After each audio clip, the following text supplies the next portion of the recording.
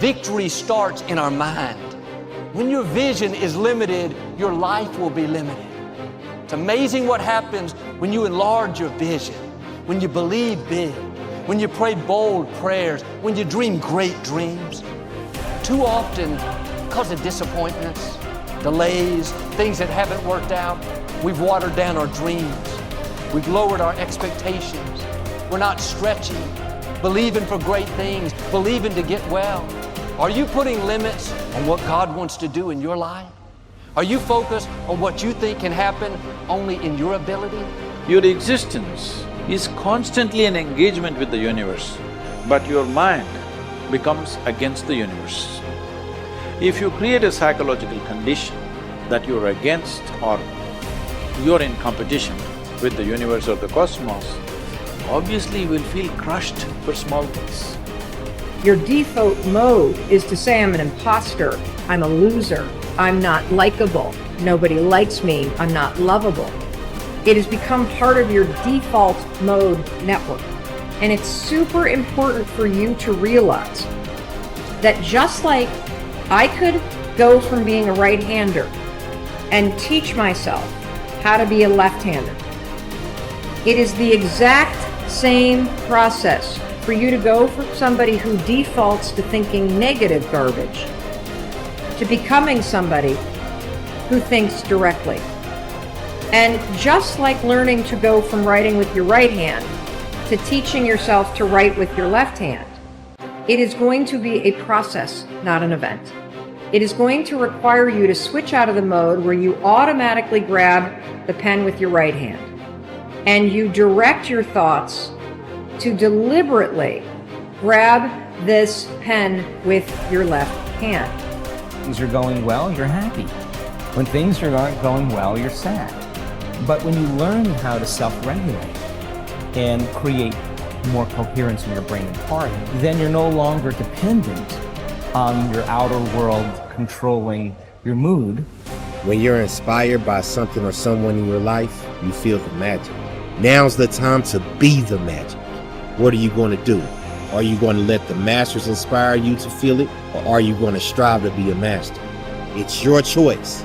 The magic is waiting, not only for you just to feel it, but to be it. Nobody can take this away. The first step is getting completely and brutally honest enough to say, I am tired of myself.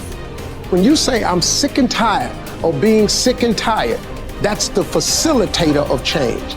That's when you're ready to say these words, no more excuses. No more excuses. You know that you have an image of yourself inside. When you stand in front of a mirror, you see a reflection of the physical you. But that's not the real you. You have a picture of yourself in your mind. You know, Dr. Maxwell Maltz wrote a book back around 1960. It was called Self-Image Psychology, Psycho-Cybernetics. It's a phenomenal book. He said it was the greatest discovery of his generation. He was a cosmetic or reconstructive surgeon, and he found he would do work on people. He might have done a nose job or removed a terrible scar. And he noticed that when he did that, there was a phenomenal change in their personality. But he noticed with others, he would make a phenomenal physical change and there was no change in their personality. And that led him to postulate that we have two images. We have the one that's coming back from the mirror, but we've got an inner image. And that inner self-image is literally controlling our life. You will find people that have very poor self-image or low self-esteem. They won't look you straight in the eye. They're afraid to shake hands with you. They're very shy and withdrawn. They go through life hiding from life. They don't like themselves. They don't know themselves. Do you know when a person improves their self-image, they change their entire life? Their income changes, their relationship changes, their health changes. And do you know how you do that? Start studying you. Start to find out more about you. There's something phenomenal about you. Do you know, when I began to study this material 57 years ago, I had very poor self-image. I had low self-esteem. I took dumb jobs. I never earned any money. I never had fun. I had poor relationships. And as I started to study real solid information, everything in my life started to improve. I've got friends all over the world today. I earn millions of dollars. I'm in my 80s and I get as much energy as a person in their 30s. You see, when you start to understand really who you are, you're God's highest form of creation. There's things about you that just about blow your mind as you start to study and really understand them. You'll walk a little taller. You'll stand a little straighter. And you know something? You'll enjoy a whole lot more of life. The moment you think you're the most important person in every room that you're in, the moment that your ego screams more loudly than your hunger to grow and represent mastery, is the beginning of your descent into obsolescence and irrelevance. You are only as good as your last performance. I remember reading about one of the icons from Hollywood, and he said it. He said, I'm only as good as my last picture. It's so easy to sort of hang your hat on something you did a year ago or 5 years ago or 10 years ago.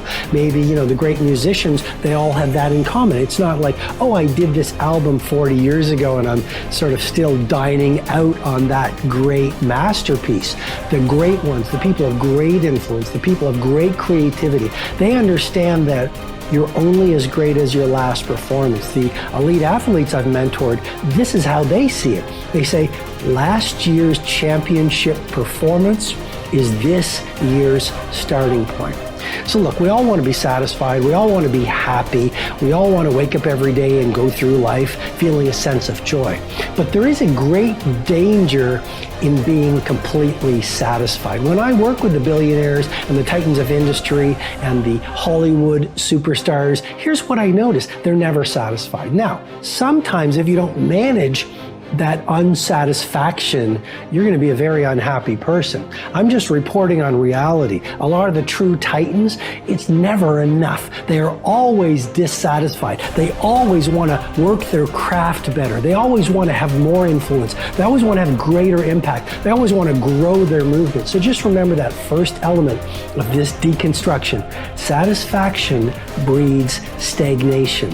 You want to be joyful and grateful, and yet at the same time, you never want to lose the fire in your belly to be better, to materialize more of your primal genius, to offer value to more people, and to grow the very thing that you do. So, worrying about whether something will or will not happen is not only completely futile, and what is now being discovered by science, actually adds fuel and power to that thought, making it potentially more likely to occur.